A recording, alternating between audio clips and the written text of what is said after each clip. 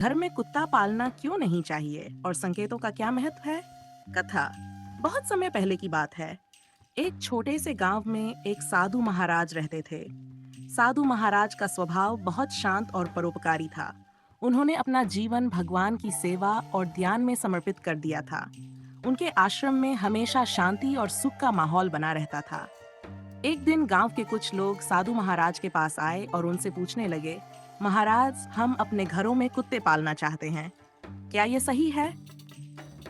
साधु महाराज ने मुस्कुराते हुए कहा, प्यारे बच्चों, भगवान ने हर जीव को किसी न किसी कारण से बनाया है।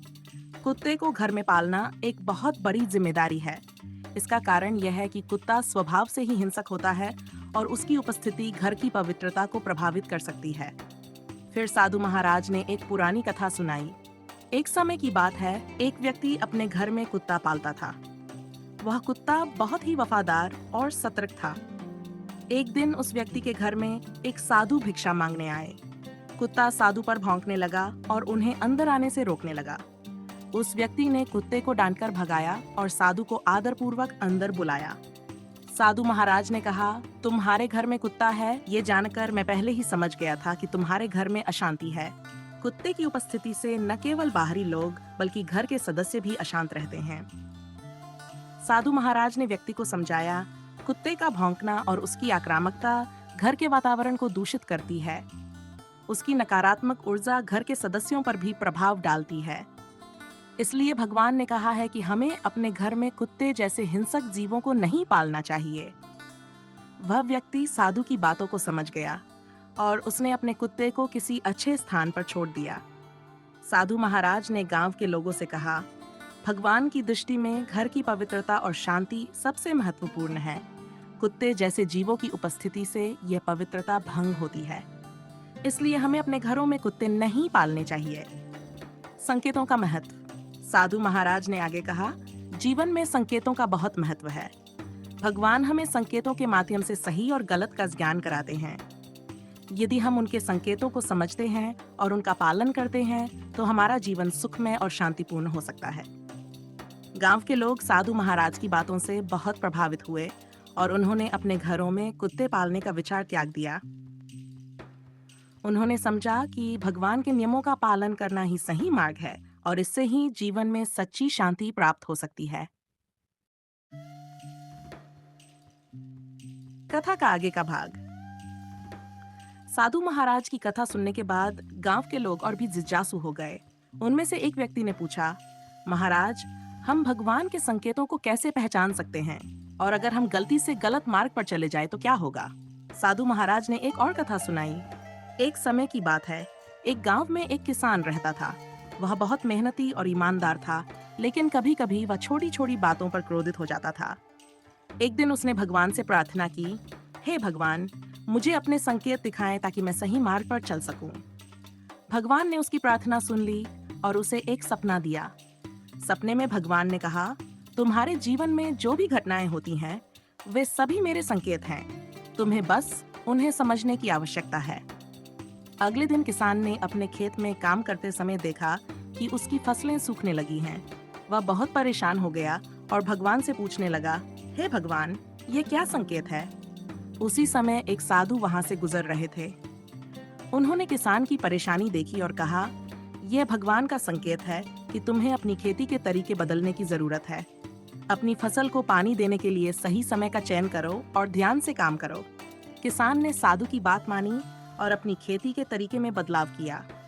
कुछ ही समय में उसकी फसलें हरी भरी हो गई और उसकी मेहनत सफल हो गई। एक और घटना हुई जब किसान की बेटी बीमार हो गई। उसने फिर से भगवान से प्रार्थना की और भगवान ने उसे संकेत दिया कि उसे गांव के वैद्य से संपर्क करना चाहिए। किसान ने वैद्य से संपर्क किया और वैद्य ने उसकी बेटी का सफल इलाज किया। साधु महाराज ने समझाया, भगवान हमें हमारे जीवन की हर परिस्थिति में संकेत भेजते हैं। हमें केवल अपने मन और बुद्धि को शांत रखना है और उन संकेतों को समझने की कोशिश करनी है। कभी-कभी हम गलतियां करते हैं, लेकिन अगर हम भगवान के संकेतों पर ध्यान दें तो हम फिर से सही मार्ग पर आ सकते हैं। गांव के लोगों ने साधु महाराज की बातों को गहराई से समझा और उन्होंने अपनी जीवन शैली में परिवर्तन करना शुरू कर दिया। उन्होंने सीखा कि भगवान के संकेतों को समझना और उनका पालन करना ही सच्ची भक्ति है।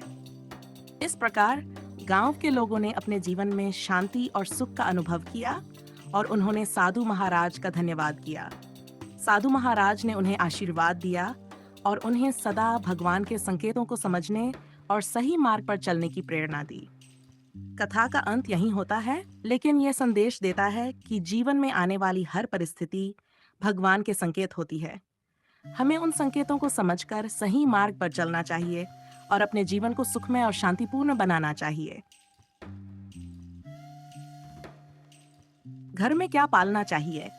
जब साधु महाराज ने गांव के लोगों को कुत्ता न पालने की सलाह दी, तो गांव के लोग जिज्ञासु हो गए कि अगर कुत्ता नहीं पालना चाहिए तो घर में क्या पालना चाहिए।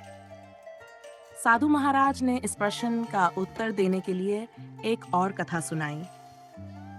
एक समय की बात है, एक गांव में एक धनी व्यापारी रहता था।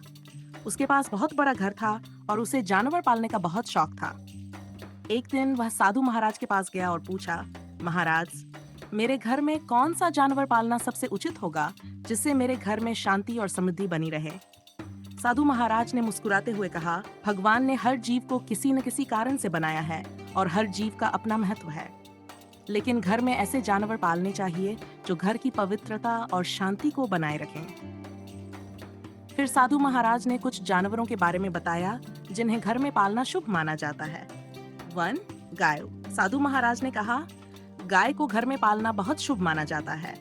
गाय को हिंदू धर्म में माता का दर्जा दिया गया है।